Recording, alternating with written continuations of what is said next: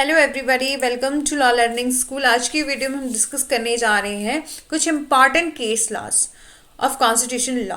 Then first case is Vijay Emmanuel versus state of Kerala 1986 का case है, जिसमें कोर्ट ने हेल्ड किया था कि right of a free speech and expression also include करता है राइट टू रिमेन साइलेंस और and on that only standing for the national anthem is showed proper respect की और सिर्फ नेशनल एंथम के लिए खड़े हो जाना ही जो है वो उसका शो करता है रिस्पेक्ट ऑफ नेशंस की। ठीक है।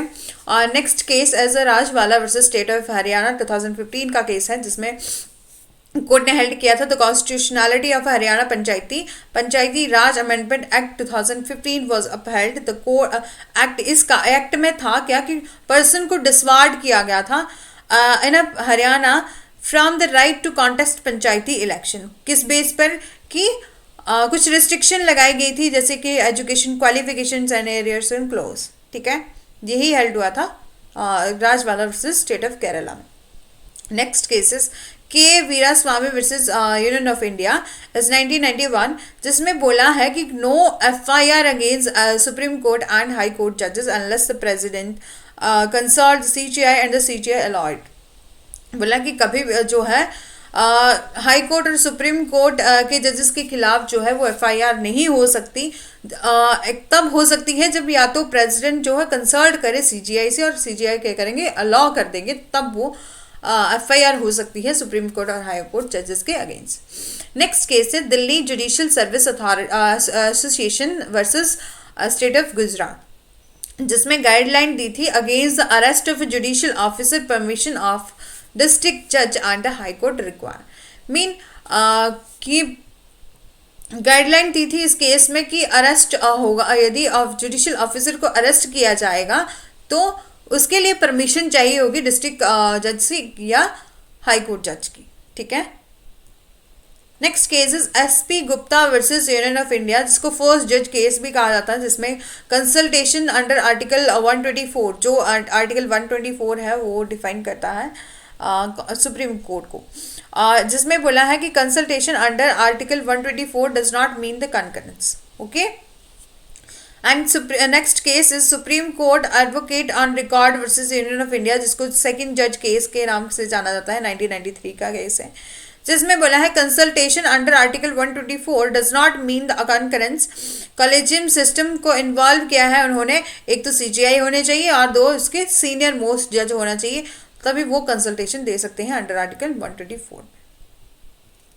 ठीक है।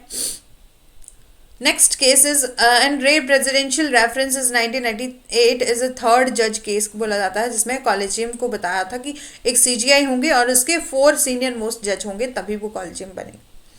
और Supreme court advocate on record versus union of India fourth जज केस के नाम से जाना जाता है।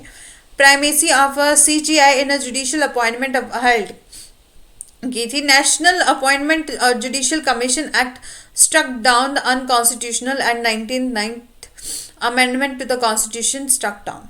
ये हेल्ड हुआ था इस फोर्थ जज केस के में, जो कि 2015 का है। And next case is Naresh Mirajkar versus state of Maharashtra 1966, जिसमें judiciary a state while performing the administrative functions not while performing the judicial function, जिसमें बोला है कि जुडिशरी को हम तभी कहेंगे जब वो क्या कर रही है, जुडिशरी फंक्शन को परफॉर्म कर रही है, उसको नहीं कहेंगे जब वो अपने एडमिनिस्ट्रेटिव फंक्शन को परफॉर्म कर रही है। ठीक है।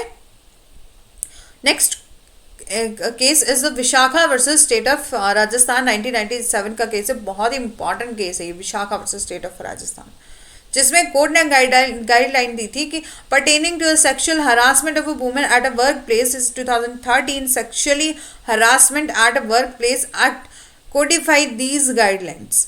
ठीक है। Next case is a Sahara Sevi versus 2012 is a doctrine of postponement mean है postponing media publication to ensure the fair trial। ठीक है। और next case is Shayara Bano versus union of India 2017 का केस है। ये लेटेस्ट केस ही है जो कि बहुत इम्पॉर्टेंट है, इसको तो मतलब ये तो हर किसी को आता ही होगा जो कि लॉ के स्टूडेंट है उनको। ये इसमें कोर्ट ने हेल्ड किया था ट्रिपल तलाक को अनकॉन्स्टिट्यूशनल डिक्लेयर किया था।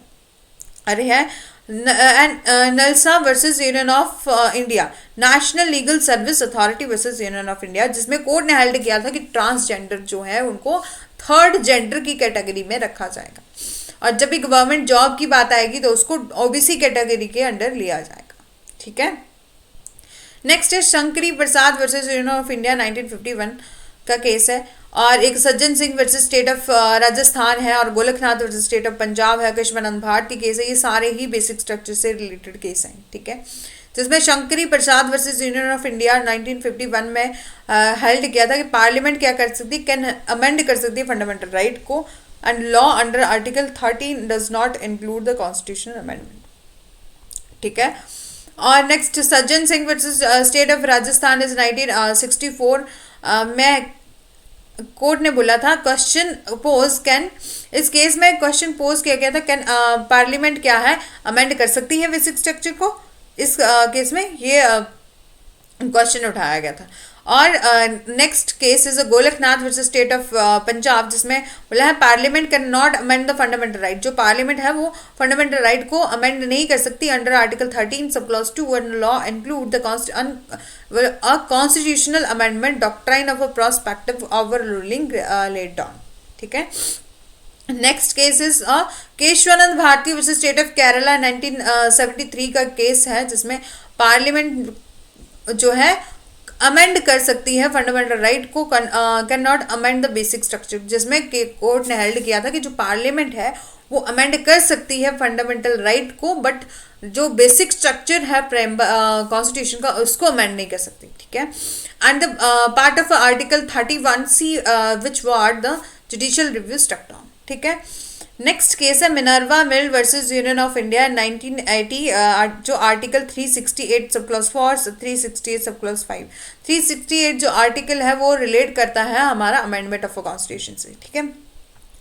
जिसमें स्ट्रक डाउन किया है part of the article 31 sub clause C struck down which gave the primacy to all the directive principle over the fundamental right as harmony between the DPSP and fundamental right was emphasized. Okay. Next है RD Shetty versus international airport authority 1980 का case है, जिसमें बोला था test for the determining other authority under article 12। ठीक है। और AK Gopalan versus state of Madras is 1950 का केस है, जिसमें बोला था कि procedure established by the law is under article 21 does not mean the due process of law. ठीक है। ये सब है कुछ इम्पॉर्टेंट केस लॉज जिनको मैंने की पॉइंट से बताया है, मतलब जो जिस केस में जो है वो हेल्ड हुआ है और जो इम्पॉर्टेंट है वही मैंने बताया है। इसलिए इस शॉर्ट में इन केसेस को याद करने के लिए ये वीडियो देखिए, और यदि आपको वीडियो अच्छी लगी है then do like share and subscribe my channel and press the bell icon for further notification.